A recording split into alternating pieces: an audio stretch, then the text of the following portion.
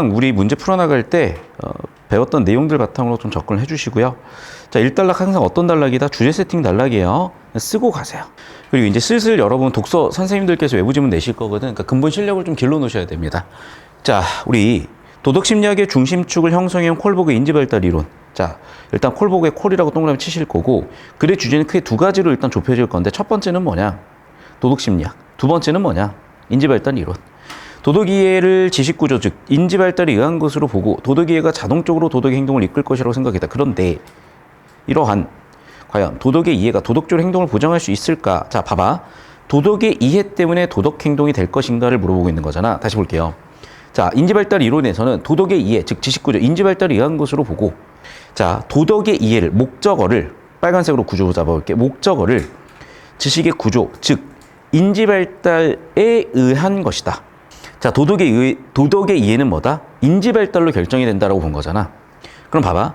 도덕의 이해를 하면 자동적으로 도덕적 행동을 이끌 것이다. 자, 제가 문장 구조 잡는 이유가 되시죠? 정리하면 이거야. 자, 옆에다가 구조를 한번 정리를 해볼 건데, 1단락에서 주제는 뭐예요? 콜복의 인지발달 이론이야. 자, 콜복의 인지발달 이론에 의하면 뭔데? 인지발달이 도덕 이해를 만든다. 즉, 지식 구조가 도덕 이해를 만든다고 얘기한 거잖아. 봐봐. 여기가 지금 그런 문장이잖아요. 인지발달에 의한 것이다. 도덕 이해는 인지발달에 의했다. 인지발달 때문에 도덕이 일어났다. 문장 구조 잡으니까 의미가 명확해지죠. 또 뭐야? 도덕 이해가 자동적으로 도덕 행동을 이끈다. 즉 인지발달이 되면, 지식 구조가 잡히면 도덕이 이해가 되고, 그 결과로서 뭐가 만들어진다? 도덕적 행동이 된다요. 그러니까 우리가 도덕적 행동을 못하는 이유는 뭐야? 못 배워서라는 거야. 두 번째는 도덕 이해가 안 돼서라는 거야. 즉 인지발달이 되고 지식구조가 잡히면 도덕 이해되고, 도덕 이해되면 도덕적 행동이 된다는 거야. 근데 여기서 이제 정보를 하나 더 볼게. 자동적으로 만들어진다라고 했었잖아. 그럼 자동적이라는 단어는 어떤 단어로 바꾸실 수 있을까? 100%라고 바꾸실 수가 있어. 그러니까 도덕이 이해가 되면 100% 도덕적 행동으로 간다고 본 거죠. 자, 그러면 과연 도덕적 이해가 도덕적 행동을 보장할 수 있냐? 봐봐. 제가 중앙색 형광펜으로 잠깐 쳐볼 건데, 여기서 보면은 자동적이다라는 단어와 보장한다는 단어가 같은 단어예요. 보장한다, 자동적이다. 형광펜 쳐놓을게. 자, 그러면 여기서 쟁점은 뭐니? 이 3단계 중에 여기서 여기로 넘어가냐는 거죠. 자, 그래서 물음표 Q를 잡고요. 물음표 Q를 잡고, 그렇지 않다고도 생각할 수 있다. 비판이죠, 그러면. 자, 그럼 봐봐. 콜버그에 대한 비판으로 시작을 하고 있는 거야. 도덕적으로 옳은 행동인 줄 알면서 행하지 않는 경우도 있다라고 한 비판의 근거를 얘기했죠. 때문이다, 근거야. 자, 블라지는 그러면 그 비판 근거를 잡아서 온 거죠. 의문을 제기하면서, 즉 비판을 하면서 뭐라고? 어떤 사람은 나타나고 어떤 사람은 안 나타난다라고, 그렇지 않은지가 뭐겠어? 이유인 거죠. 어떤 사람은 나타나고 어떤 사람은 안 나타나는지에 대해서 이유가, 원인에 대해서 고민을 했다는 거죠. 자, 그래서 첫 번째, 이 부분은 마찬가지니까 공통점이야. 공통점은 뭐야? 도덕지혜는 중요해. 하지만 차이점이죠. 2번, 차이점은 뭔데? 자, 콜버그와 달리 도덕지혜가 자와 통합되는 과정을 거쳐야 이어진다. 즉, 콜버그는 도덕지 이해가 된 100%라 근데 자아 통합돼야 한다 그랬었죠. 자, 그럼 구조를 잡아. 콜버그가 있고 블라지가 있죠. 블라지의 차이는 뭐예요? 똑같이 1, 2, 3단계는 이해했는데 여기서 어디로 넘어가야 돼? 도덕 이해를 한다고 해서 넘어가는 게 아니라, 도덕 이해 다음에 도덕 이해가 뭐와 일치가 돼야? 자아와 통합이 돼야. 그래야 도덕 행동으로 넘어간다는 거예요. 그럼 봐봐. 자아 통합됐을 때 넘어가는 거니까 안 됐을 때는 안 넘어간다는 거죠. 이렇게 구조들을 잡아주시면 내용이 깔끔해졌죠. 자, 그럼 이 과정에서 자아의 능동적인 역할이 당연히 중요하겠죠. 그걸 뭐라고 했어? 도덕적 자아 모델이라고 했죠. 자, 그럼 여러분 1단락 내용을 여러분 나름대로 다시 한번 필기 정리를 한번 해보세요. 제가 여기까지 해서 1단락을 구조 처리를 하고 재처리를 해드렸는데, 이걸 한번 또 여러분 나름대로 재처리를 해보라는 거야. 자, 선생님 저 이쪽으로 와보실까요? 여기 기준으로 잡아주십시오.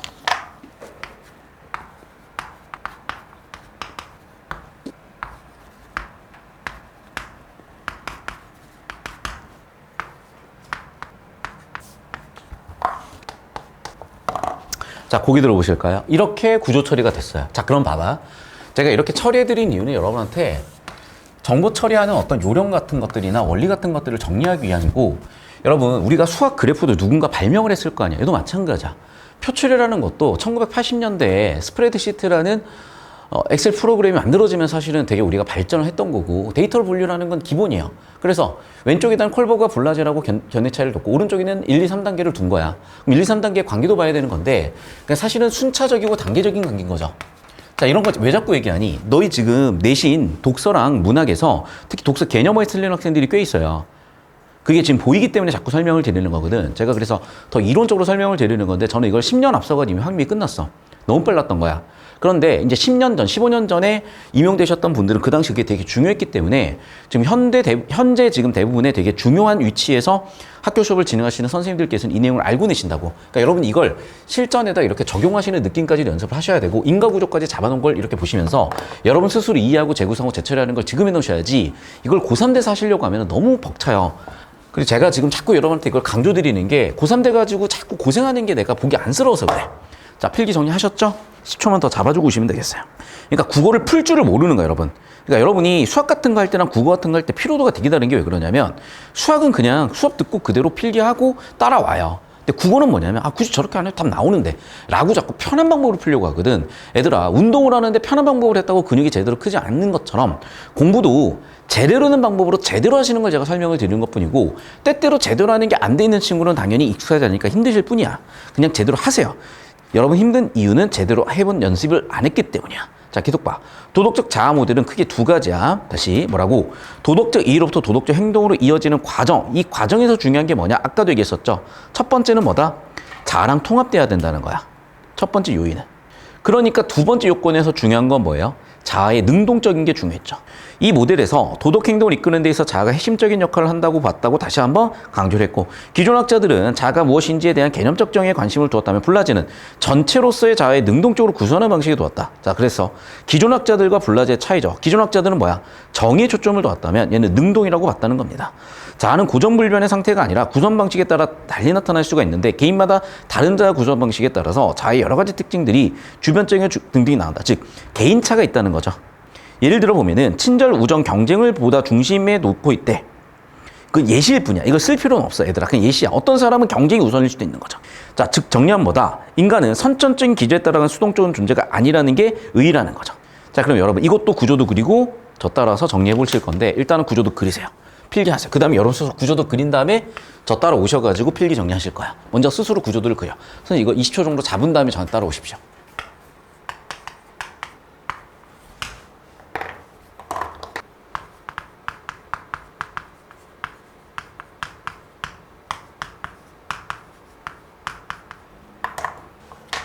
자, 이쪽으로 와볼까요?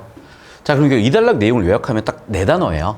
자, 도덕적 자아 모델이라는 것은 2번에서 3번, 즉 도덕에서 도덕 행동으로 가는 그 과정에 초점을 줄 것인데 1단락 마지막 부분에 얘기했다시피 첫 번째 요건으로 자아가 통합돼야 되고 능동성에 의해서 간다는 거죠. 마지막 하나 덧붙여진 내용은 뭐냐? 각자 다른 자아를 갖고 있으니까 다른 반응, 다른 결과를 가져온다는 거야. 여기까지 이해됐어? 자, 이런 거야. 우리가 똑같은 음식을 두고도 누구는 마라탕을 좋아하고 누구는 마라탕을 별로 안 좋아할 수도 있고, 마라탕 먹을래? 요화정 먹을래? 했을 때 나는 그냥 요화정 먹을래요? 라는 사람도 있고, 마라탕 먹겠다고 하는 사람도 있고. 여러분 간식 시켜드릴 때 메뉴 통일 절대 안 되잖아요. 똑같은 거야. 사람마다 취향이 다르고 사람마다 자아가 다르기 때문에 다른 반응과 다른 결과가 있다는 거죠. 그것도 마찬가지다. 간식 먹기 싫으면 안 먹어도 되고, 먹고 싶어도 내가 과자를 먹고 싶은 건지 아니면은 그냥 커피를 먹고 싶은 건지 각자 자기의 주체적으로 행동을 하고 판단을 하잖아요. 그런 얘기를 하는 겁니다. 그래서 결국 무슨 얘기야? 도덕도 뭔가 객관적이라기보다는 되게 주관적인 측면이 있다라는 정보를 강조한 거고, 수동적이 아니라 능동적이라는 얘기를 한 거예요. 그래서 이 단락 마지막 부분에 나온 것도 무슨 얘기라고 해야 돼? 능동적이냐 수동적이냐 해서 뭐라고? 수동적이 아니라고 얘기한 거죠. 그럼 봐봐.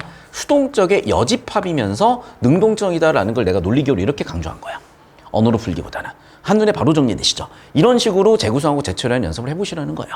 이게 수학에서든 국어에서든 앞으로 계속 필요해질 거고, 자, 내년부터 고1들의 또 등급제가 5등급제로 바뀌고, 그리고 지금 초등학교 5학년도 입시가 바뀌는데, 이렇게 바뀌는 이유가 있는데, 바뀌어가는 이유는 이것 때문이야. 그래서 현 초 5학년부터는 수능 시험장에서 이렇게 쓰셔야 돼. 그러면 지금 뭐가 다른 거냐? 이거를 오지선다로 물어볼 뿐인 거야. 이걸 하셔야 돼요. 그냥 이게 공부야. 자꾸 눈으로 풀려고 하시면 안 된다니까. 이미 시대가 그렇게 바뀌어가고 있어요. 자, 넘어갈게요. 이쪽으로 오세요. 3단락. 자, 도덕자아 모델. 계속해서 그려주는 도덕자아 모델이죠. 도덕자아 모델에서는 도덕이해가 도덕적으로 나타날 수 있게 하는 심리적 요소로 도덕 정체성, 도덕적 책임감, 그 다음에 자아 일관성들을 강조하고 있는데, 이들은 자아 모델의 3가지 핵심 구성 요소다.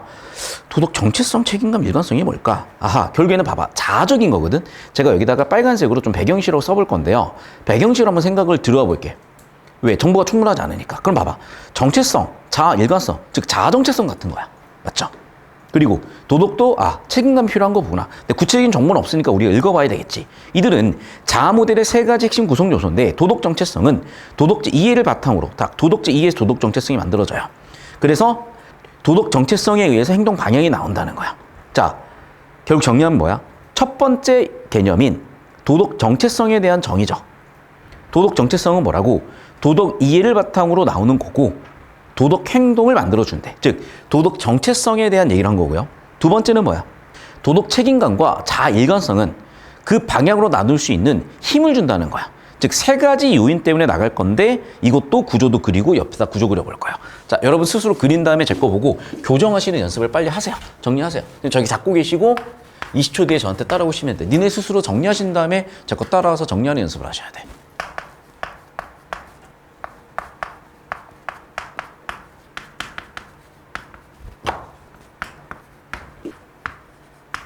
자, 더 잡아주세요.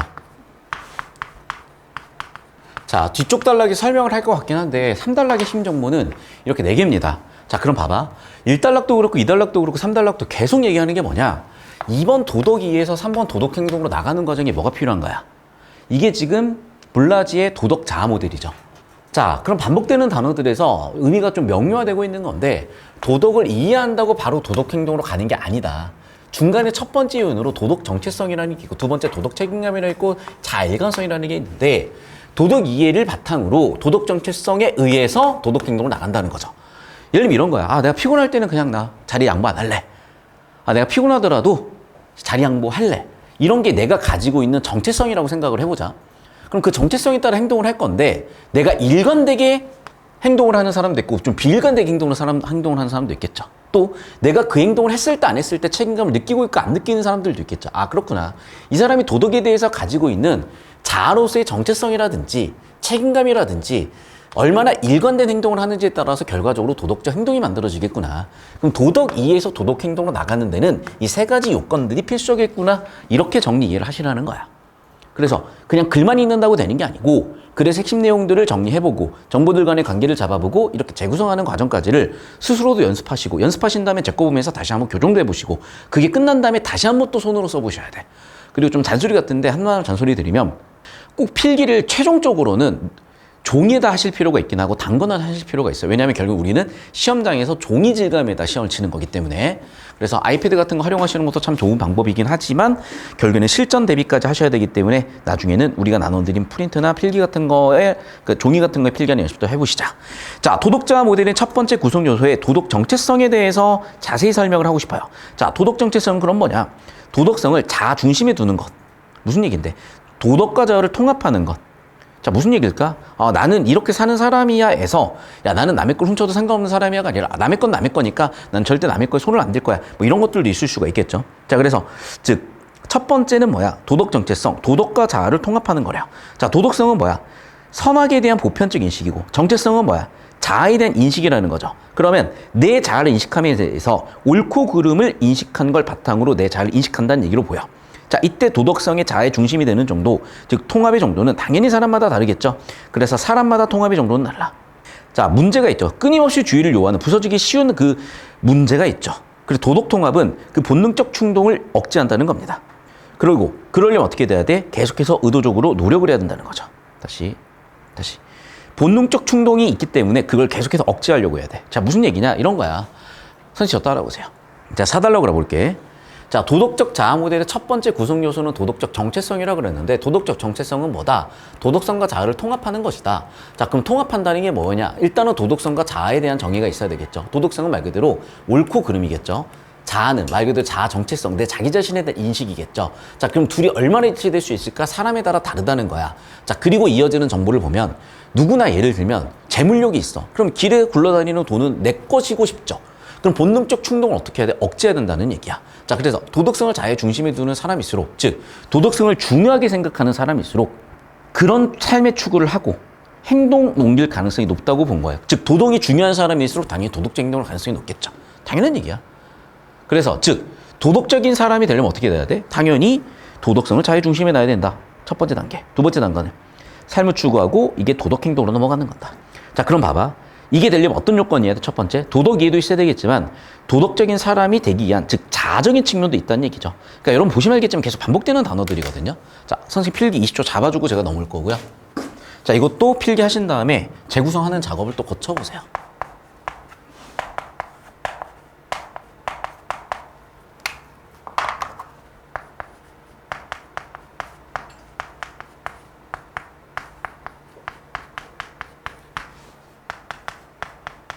자, 보세요. 도덕성이라는 건 정의가 뭐였어? 선과 악에 대한 인식이야. 자, 두 번째. 정체성은 뭐예요? 말 그대로 자아에 대한 인식이에요. 자, 그럼 봐봐. 어떤 도덕이라는 개념이 있을 거 아니에요? 그리고 내 자아도 있을 거 아니에요? 자, 그럼 봐봐. 이게 유사할 수도 있고 완전히 일치할 수도 있겠죠. 자, 그러면 중요한 건 뭐야? 도덕성과 정체성의 유사도라고 저는 말을 바꿔볼게요. 즉, 도덕성과 정체성의 유사도가 높다? 무슨 얘기야? 도덕성을 내 자아의 중심에 둔다는 얘기겠죠. 자, 그래서 첫 번째, 도덕성을 자아의 중심에 뒀다. 유사도를 높였다. 첫 번째요. 자, 두 번째는, 그러면 당연히 내 삶은 도덕적이어야 되는 거잖아. 그러니까 당연히 도덕에 부합하려고 하겠죠. 도덕에 부합하려고 하니까 이 사람은 어떤 확률이 높겠어? 도덕 행동의 확률이 높아지겠죠. 이런 얘기를 한 거야. 되게 어려운 얘기가 아니에요. 같은 얘기 반복이고 어려운 얘기가 전혀 아닙니다. 자, 그럼 결국 정리하면 뭐니? 그래. 자, 이런 거야. 내가 도덕에 대해서 인식한다는 건 뭐야? 지식적인 측면이지. 그러니까 이게 글 마지막, 4단락 마지막에 나와 있는 첫 번째 요인, 도덕에 대한 이해가 될 것이고요. 이 정체성 측면이 두 번째, 뭐가 된다? 도덕적인 사람이야. 이게 자아니까. 즉, 이 두 가지 요건에 의해서 도덕적 행동을 하게 된다는 거죠. 다시 정리한다. 아, 도덕은 이런 거구나, 선악은 이런 거구나라고 인식을 해야 되고, 두 번째, 아, 나는 도덕적인 사람이라고 자아 인식을 했을 때 이 둘 사이에 대한 유사도가 높아질수록, 도덕에 부합하게 자기 자신을 놓을수록 당연히 도덕 행동을 확률이 높아지는 거죠. 이해됐니? 이런 인과관계를 이해하셔야 되는 거고, 이렇게 글을 읽고 내용 일치로 푸시는 게 아니라 글을 읽고 재구성하는 과정에서 이해가 되신 다음에 선제 판단까지 가셔야, 이 과정을 통해서 연습을 하셔야 내신에 어떤 변형이 나오든 수능이 어떻게 연계가 되시든 여러분이 어떤 형태의 공부를 하시든 도움이 되실 거다. 자, 넘어가 봅시다. 자, 이제 5달라고 알아볼게요. 자, 이제 두 번째 구성 요소라 그래서 도덕 책임감이 무엇인지에 대한 정의를 하고 있죠. 그러니까 전형적인 글의 흐름 중에 하나인데, 봐봐. 지금 보시면 3단락에서 도덕 정체성 가지고 여기 주제, 또 도덕 책임감 가지고 글의 주제, 그리고 또 보시면 알겠지만 그 다음 마지막 세 번째 뭐냐, 자아 일관성을 가지고 마지막 주제, 이런 구성이 되어 있다는 것도 좀 특징적으로 잘 봐주시면 많은 도움이 되실 겁니다. 자, 마지막 단락 보도록, 5단락 보도록 할게요. 자, 어떤 행동이 도덕적으로 옳은지에 대한 판단과 더불어 그런 행동을 할 도덕적 의무가 있다는 것을 깨닫는 것인데, 도덕적 책임감은 도덕이 자아와 통합된 결과로 나타나는 것이야. 자, 다시 봐봐. 1. 첫 번째, 도덕성과 플러스 2, 자아가 일치되면 3. 도덕적 책임감이 만들어진대. 도덕적 책임감은 다시 한번 정의해보자. 뭐라고? 판단. 두 번째는 도덕적 의무. 정리하면 핵심은 이런 것 같다. 판단이 앞에서 끝났으니까 현감에 쳐볼게요. 판단과 의무라고. 판단과 의무. 도덕성과 자아가 같다. 도덕 책임감. 오른쪽으로 와볼게요. 자, 스스로에 대한 욕구고 외부의 기대나 요구에 의해서 부여되는 것이 아니라 뭐라고? 말 그대로 스스로 하는 거래. 그냥 같은 얘기 반복이네. 자, 그럼 봐봐. 같은 얘기 반복이지만 그거를 또 필기하고 재구성을 한번 해보실 거예요. 자, 필기하고 재구성 해보십시다. 여기 20초 잡아주고 넘어올 거예요.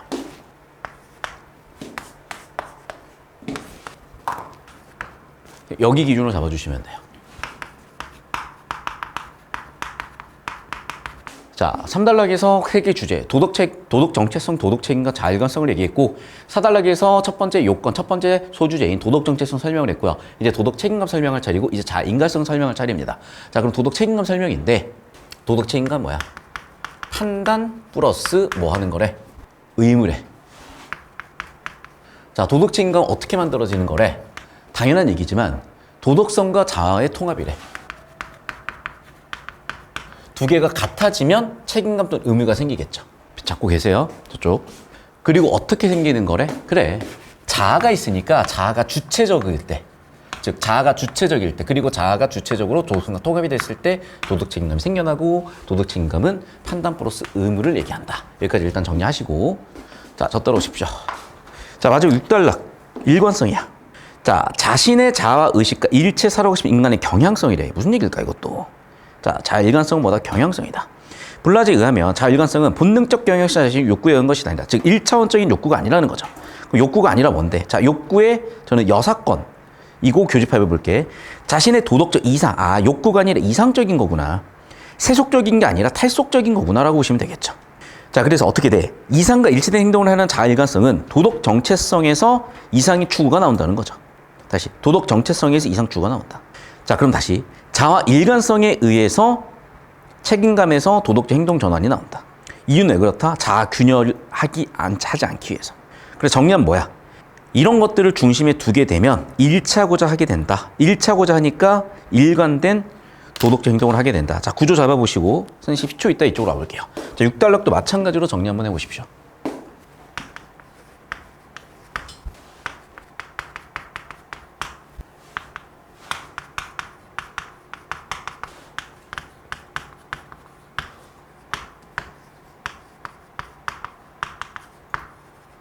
자, 여기까지 정리해 주시고, 자, 이 정도 잡아보시면 내용 정리 끝났거든? 요점 정리 이렇게 한번 해보시면 되겠습니다. 그러니까 왜냐면 사실 3단락에 나와 있는 내용을 계속 똑같은 얘기를 하고 있어가지고 별다른 내용은 없는데 연습을 좀 해보자는 목적에서 정리를 한번 해봤고요.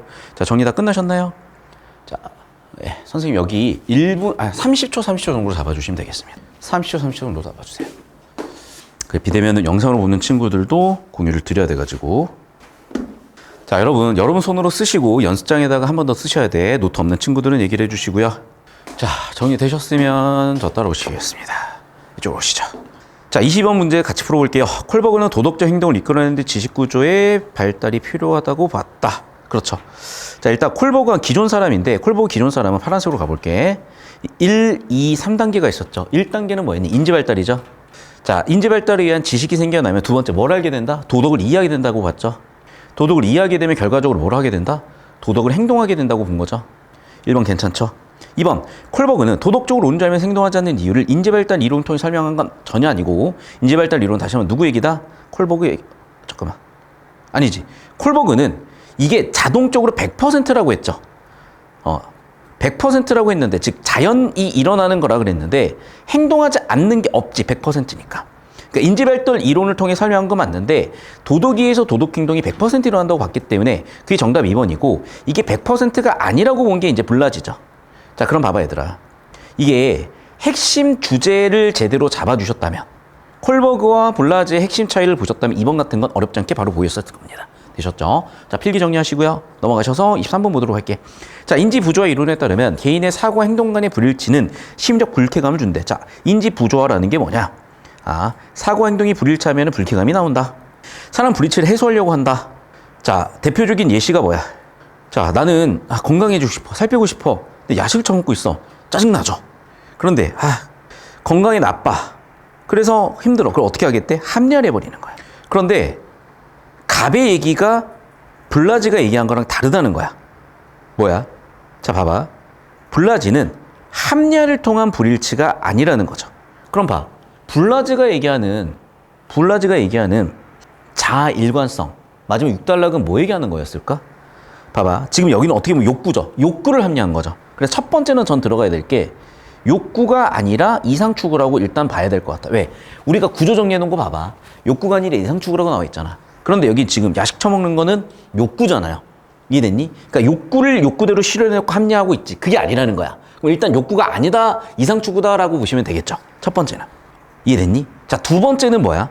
두 번째는, 그러니까 이 욕구라는 게 여러분, 그러니까 욕망이라고 보시면 돼. 욕망.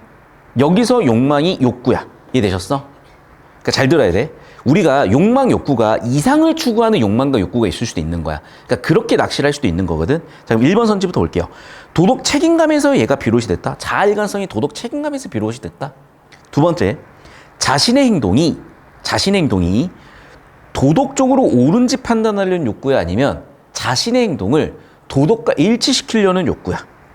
판단의 욕구야, 일치 욕구야. 그걸 판단하라고. 이해됐어? 그러니까 여러분 잘 보셔야 돼. 지금 23번은 틀린 게 4개 선지잖아요. 옳고 그른 걸 엄밀하게 좀 따져보자. 자, 2번 선지 볼게. 도덕 정체성에서 비롯된 것이고 자신의 선천적 기질에 따라서 살려가려고 한다. 봐봐.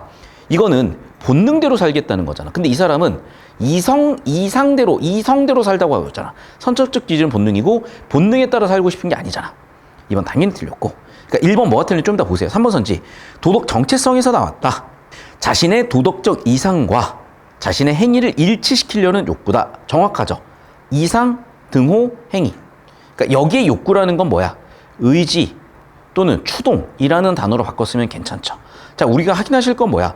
도덕 정체성에서 비롯된지 확인하셔야 되겠지. 자, 그러면 첫 번째 단계인 도덕 정체성에서 도덕 책임감 또는 도덕 일관성이 나오는지 그 관계도 확인하셔야 되는 거야. 그래서 구조도를 보완하셔야 돼, 이거는. 아시겠어? 자, 지금 영상 잠깐 끊었다고 할 거고 1분 드릴 테니까 보완하세요. 시작 때 도덕 정체성에서 도덕 일관성이 나온다고요. 보이시지? 그러니까 결국은 봐봐. 이렇게 구조 잡은 데 다 정답 나오는 거거든. 그러니까 이런 연습을 좀 엄밀하게 해주셨으면 도덕 정체성에서 자의일관성 나왔구나. 인과구조 가지고 도덕 정체성에서 나온다 확인되시죠? 정답 3번 보시죠, 그러면. 됐니? 그럼 1번 선지 뭐가 틀렸을까? 도덕 정체성에서 나와야 되는데 도덕 책임감에서 나온다 그랬으니까 일단 그분이 틀리다고 볼 수 있겠고, 두 번째 판단도 틀린 부분이고. 이해됐어? 이렇게 정리해 보시라는 거야. 자, 4번 선지도 봐. 본능적인 경향성이야? 아니면 그 본능을 절제하는 거야?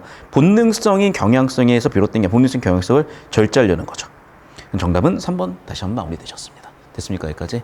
자, 필기 정리 한번 해보시고, 자, 넘어가셔서 24번 보도록 할게. 자, 불라지 견해를 바탕으로 기억과 니은에 대해서 반응을 보자. 자, 기억을 기반 두지 않아도 니은이라고 평가할 만한 행위가 있겠군. 자, 기억이 아까 뭐였냐? 도덕지혜로부터 도덕적 행동. 자, 도덕이해에서 도덕 행동이 나온다 그랬었잖아. 그런데 봐. 이게 100% 나온다는 게 누구였어? 콜버그였죠. 100%는 아닌 게 불라지죠. 자, 기억에 기반 두지 않아도 니은이라고 평가할 만한 행위가 있다. 이게 도대체 무슨 얘기지? 그게 아니라 봐봐. 여기서 이게 나온다고 그러지 않았어? 그리고 봐봐. 도덕 이해라는 게 글의 주제가 뭐였어? 도덕 이해가 뭐니? 말 그대로 도덕에 대해서 이해하는 거고 도덕성에 대한 이해인 거잖아. 그러니까 결국 이해하면 이거예요. 자, 도덕이라는 거, 도덕성이라는 거 뭘 판단하는 거야? 선악에 대한 지식이야. 그럼 도덕성에 대한 이해를 한다. 도덕 이해라는 건 뭐야? 선악에 대한 판단력이 있다야. 이해됐니? 다시 한번 얘기한다. 도덕이라는 거는 선악이야. 그걸 이해했다는 거는 선악에 대해 이해가 됐으니까 선악에 대한 판단이 된다고도 볼 수가 있는 거죠. 아니, 선악에 대한 판단이 내가 행동이 나가지. 이해됐어? 그러니까 둘은 인과관계거든요. 인과관계인데 인과관계가 두지 않아도 없다고 한 거잖아. 인과관계 없다 그랬으니까 틀렸다고 이해를 하셔야죠. 됐어? 다시 한번 얘기한다. 기억과 니은이 인과관계야. 인과관계 없다 그랬으니까 틀린 거죠. 그러니까 봐봐. 기억에서 니은으로 인과관계에 가야 되는 거지. 그럼 봐봐. 자, 선악에 대한 보편적 인식이 뭔데? 그게 바로 도덕에 대한 지식이죠. 그리고 그 도덕 지식에 대한 이해지. 자, 그럼 이거랑 뭐를 일치시켜야 돼? 이거랑 도덕적 행동, 즉 나의 정체성부터 일치를 시키고 그러면서 나가는 거잖아. 근데 분리시키는데 어떻게 이어지냐고. 일치시켜야 이어지는 거지. 분리가 아니라 뭐라고? 일치시켜야 되는 거죠. 니은에서 기억으로 돌아갈 이유가 없는 거야. 니은이 왜 기억으로 돌아가? 방향성은 기억에서 니은으로만 있어. 돌아갈 일이 없다, 얘들아. 그러니까 정보 간의 관계 보면 깔끔하게 나왔잖아. 자, 기억과 니은 인과관계고 선후관계예요. 그럼 돌아갈 일이 없어. 기억에서 니은이 나와. 기억에 기반을 두지 않을 수가 없어. 그러네. 둘 간의 관계만 잡아도 정답이 다 나온다. 이 느낌을 잡으셔야 되는 거야. 자, 4번 선지. 다른 사람의 경쟁이 중요한 것임을 아는 기억만 있으면 다들 경쟁만 하고 있겠지. 맞잖아. 다들 경쟁만 하고 있지. 도덕 행동을 왜 하냐고. 이해됐어요? 다시 한번 얘기할게. 지금 결국에는 봐봐. 이 4번은 뭐가 이상한 거냐면 도덕에 대한 정의, 즉 선악에 대한 이 부분이 경쟁이 중요한 것임만을 안다? 얘는 일단 뭐가 안 되는 거야? 도덕 이해 자체가 지금 저조한 상황인 거죠. 자, 두 번째는 이거야. 설령 그게 도덕 이해라고 하자. 그럼 기억에서 니은으로 나가는 추동력은 누가 만드니? 뭐가 만들어? 세 가지가 만들죠. 도덕 정체성, 도덕 책임감, 자아일관성. 다시. 도덕 정체성과 또 도덕 책임감, 자아일관성. 세 번째는 뭐라고? 자아일관성. 이 세 가지가 추동을 만들지. 이해됐니? 이 세 가지가 지금 언급이 없잖아요. 자, 마지막 5번 선지입니다. 불이웃을 돕는 것이 옳은 행동임을 아는 기억. 다시 한번 얘기할게요. 이건 뭐야, 그러면? 그렇죠. 도덕 이해가 되어 있는 거죠. 선악에 대한 판단이 되어 있는 거지. 자, 그럼 봐. 이게 기억에서 니은으로 가는데 그냥 가는 게 아니야. 인과도 있어야 되겠지만 뭐도 있어야 돼? 그렇죠. 이 세 가지가 있어야 되죠. 이해됐어? 그걸 한마디로 요약하면 뭐야? 자아가 능동적으로 해야 된다는 워딩은 있었고 정답 5번이고 능동적으로 해야 된다 지금 단어 보입니까? 어디 보여? 능동적으로 해야 된다. 찾아. 어디 있어? 여기 있죠. 2단락의 두 번째 원인이 능동적이어야지 수동적이어서는 안 된다. 보이시죠? 그러니까 결국엔 핵심 정보 요약 정리한 데서 정답 사고 흐름이 보인다는 걸 보셨으면 되겠습니다. 맞아. 25번입니다. 자, 도덕 자아 모델을 탐구해보제. 성실성은 없지만 평소 주변 사람들의 어려움을 살핀데 정직하게 살아야 되는 자신과 약속을 지켜야 되는 의무를 얘기하는데, 자, 그럼 봐봐. 난 이번 선제는 딱 봤더니 도덕 책임감 같은 거 얘기하는 것 같아요. 이 사람은 배려한다는 행동이죠. 이 사람은 도덕 행동을 하는 것 같아. 근데 또 이건 있어. 성실성이라는 도덕 행동은 없죠. 그러니까 이런 거는 도덕 행동이 없지만 이런 건 도덕 행동이 있는 거지. 이 사람은 책임감이 있고 행동도 있죠. 자, 다짐은 있어. 그러니까 인식은 되어 있어. 도덕에 대한 이해는 되어 있어. 그런데 이 사람은 뭐를 못해? 행동을 못하고 있죠. 교사가 제시했으니까 능동이야, 수동이야? 능동 좀 아니어 보여줘. 수동적이죠. 수동적이지만 어쨌든 뭐라고? 행동은 하고 있죠. 아, 결국 이거네. 그래서 주제적으로 얘기했었던 인재발달 도덕이의 도덕 행동에 있어서 자아 통합이 됐냐 되지 않았냐, 능동적이냐 수동적이냐, 또 도덕 정체성이 있냐 없냐, 도덕 책임이 있냐 없냐, 자기결성이 없냐 없냐. 즉 글의 주제를 다시 한번 정리하면요, 1단락 주제에서 2단락 주제로 넘어감에 있어서 우리는 1, 2, 3 인지발달, 2단계 도덕 이해, 3단계 뭐라고? 도덕 행동. 자, 도덕 이해 행동으로 넘어가는 데 있어서 작동을 하는 세 가지가 있지. 첫 번째, 두 번째, 세 번째 요건. 첫 번째 요건은 뭐니까? 도덕 정체성. 두 번째 요건은 뭡니까? 도덕 책임감. 세 번째 요건은 뭡니까? 자아 일관성. 이 세 가지에 의해서 도덕 행동으로 나가는 거잖아. 여기까지 이해되셨어? 자, 그럼 봐. 이 세 가지에 의해서 도덕 행동으로 나아가시는 건데, 이 세 가지, 여기 나와 있는 핵심 주제를 가지고 적용해서 판단하라는 그런 선지로 읽힙니다. 여기까지 되셨나요? 자, 그럼 봐. 1번 선지부터 이제 볼게. 자, A에 있어서 봐. 성실과 배려 중에 이 사람은 배려를 더 강조했기 때문에 도덕 행동을 배려 쪽으로 하겠지. 그렇죠. 배려가 더 중요하니까 배려라는 행동을 했구나 확인되시겠죠. 자, 2번 선지. 자, 실천도 했죠. 그러니까 엄중한 의무에서 자신과 약속을 지키는 의무가 있다. 의무가 있고 실천도 하니까 이런 전제가 있다고 판단할 수가 있죠. 자, 3번 선지. C는 도덕적 통합을 위한 본능적 충동을 억제하려는 지속적인 노력을 하지 않는다. 노력을 하지 못했지. 그러니까 즉 봐봐. C는 뭐야? 책임은 있는데, 다짐은 있는데, 이해는 돼 있고 책임도 있는데 행동으로 못 나가고 있지. 즉 무슨 얘기야? 노력을 하지 않았다. 그래서 행동으로 못 나가고 있다. 노력을 못했다. 행동으로 못 나가고 있다. 인과구조 잡아보시면은 정보 매칭도 어렵지 않으실 거야. 4번 선지 봐. D는 외부 요구에 의해서, 그렇죠. 외부 요구 수동적인 거 보이시죠? 도덕적 책임감이 부여된 것도 맞죠. 그리고 그것 때문에 행동을 한 것도 맞아. 자, 그런데 봐. 왜 정답은 4번이 됐냐? 그래, 주제에서 얘기했지. 외부로 가야 돼? 능동으로 가야 돼? 능동으로 가야 된다 그랬었죠. 그러니까 능동적이지 못했기 때문에 바람직하다는 판단이 틀린 거야. 이해되셨습니까? 그래서 정답 4번으로 마무리해 보시면 되겠고, 마지막 B는 행동을 했으니까 더 통합한 정도가 크기 때문에 B는 행동할 확률이 더 크겠다. 다시 한번 정답은 4번이라는 게 보셨을 겁니다. 필기 정리되셨죠? 자, 이제 저 따라와 보세요. 자, 여러분 어떤 느낌이냐면 우리가 수학보다 훨씬 추상적이야. 수학은 사실은 풀이과정으로 정리가 가능하고 그걸 정확하게 소화하시면 답이 나와. 그래서 수학은 사실 여러분이 수업을 들으면서 효능감도 되게 크게 느끼셔. 근데 국어는요, 중학교 1, 2, 3학년 때 배웠던 완전 내신 스타일의 개념이 아니면 명확하게 맞고 틀리고가 안 보일 수도 있고, 그러다 보니까 독서 같은 데서 이렇게 하는 게 맞나라는 의구심이 드실 수도 있는데, 지금처럼 기회가 되실 때 구조 잡고 연습을 꼭 하시고, 문제는 그런 연습을 하시기에 좋은 소재가 있고 아닌 소재가 있는데, 우리 토요일 오전반에서는 그 좋은 소재를 드릴 겁니다. 그러니까 비시즌 동안 소재 하나 정도는 끝내셔가지고 내신 대비로 뭔가 실력을 하나 만들어 놓으시면 독서에서 어떤 형태가 나오더라도 도움은 되실 거야. 그래서 수업에 대한 예고를 드리면 토요일 오전 전체 통합 수업에서 첫 번째 독서 이론 정리를 한번 해드릴 거고, 이론 정리를 바탕으로 문제를 어떻게 풀어나가는지가 시간 단축이나 정답률 높이는 데 이득이 되는지 한번 보여드릴 겁니다. 자, 두 번째, 여러분이 이제 내신 틀린 문제들을 제가 쭉 지켜보니까 문법하고 문학에 대한 연습이 더 필요하시더라고요. 그래서 문법 개념 정리나 출제 가능성 높은 것들을 다시 한번 마무리 한번 해볼 겁니다. 자, 세 번째, 이제 문학적인 부분인데, 문학에서는 외부 지문 나온다든지 여러분의 킬러로 틀리는 딱 포인트들이 있어. 그걸 저번 주, 이번 주 해가지고 오답 정리를 딱 모았거든요. 자, 모은 걸 바탕으로 여러분 전체들이 같이 보면 형태, 좋은 형태로 해가지고 학생들 많이 변별된 거 위주로 보겠습니다. 그래서 오늘처럼 이제 학교 수업이 주인 수업 때는 이렇게 학교 내신 범위에 예측이 되는 것들 위주로, 또 학교 진도 나가는 것들 위주로 예전처럼 정리해드리고, 개면 클리닉이나 질답 위주로 받아들일 거고, 토요일 오전 그렇게 활용을 하고, 이제 클리닉 시간이 안 되는 친구들은 토요일 저녁에 또 오셔가지고 와리무리 활용해 보시면 되겠어요. 자, 이 지문에 대한 영상은 여기까지 마무리 짓겠습니다.